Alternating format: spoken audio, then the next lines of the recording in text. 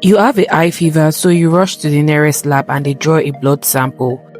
The results come back quickly. The printout clearly says Widal positive, so naturally you assume it's typhoid.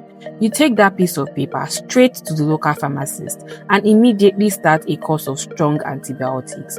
But an entire full week passes. Despite taking every single pill, your fever remains. You actually feel worse, so what went wrong?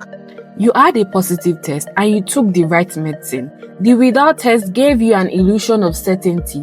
By trusting that single piece of paper, the real illness causing your fever was completely untreated. To figure out what actually happened, a doctor has to look past the lab printout and understand what the Widal test is measuring. The Widal test does not detect typhoid bacteria, it checks for antibodies, your body's microscopic soldiers. Once recovered, the infection fades but antibodies remains for years. Eye count means you are sick now, recovered previously or vaccinated. All trigger a positive result cause the test only detects physiological memory. It proves you were exposed at some point in the past. It is completely useless for proving a current active emergency. In Nigeria, typhoid is highly endemic. It is so common that widespread previous exposure is practically a baseline for the population. That means a massive percentage of completely healthy people walking the streets right now carry those visceral typhoid antibodies.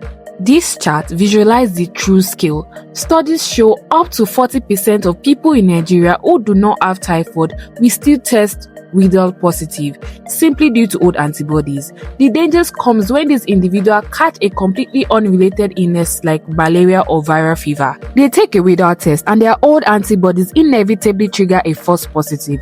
Millions of people are treating ghost infection from the past. The positive Widal result marks their true illness, leaving a potential fatal sickness to run its course. There is a definite scientifically accurate alternative, the blood culture.